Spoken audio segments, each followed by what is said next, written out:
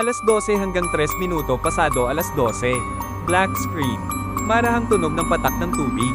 Narrator, mahina, nagsimula ang lahat ng gabi na iyon.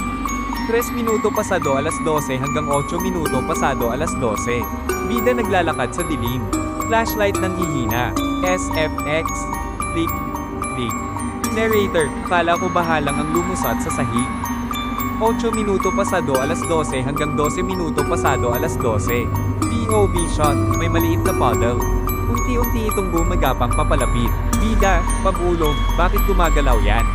12 minuto pasado alas 12 minus 0 is to 16. Puddle biglang huminto. Ilaw sa hallway kumikislap. SFX, KRRR, KRRT.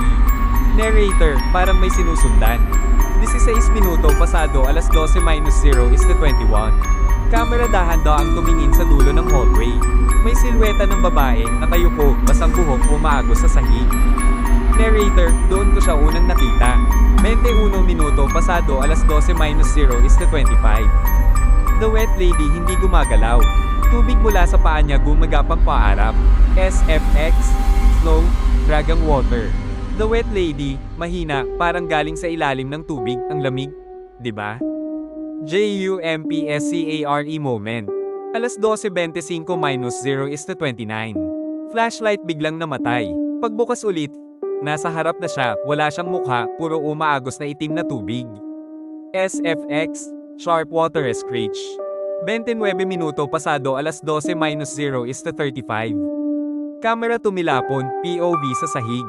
Tubig bumabalot sa frame. Narrator, mula noon, sinusundan na niya ako. Alas 12:35 minus 0 is to 45.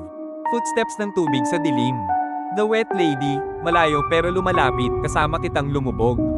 Alas 12:45 minus 0 is to 59. Black screen. Patak ng tubig humihinto bigla. Narrator, at kahit anong gawin ko, hindi siya natutuyo. Cut. Comment sa GUSTOG Part 2.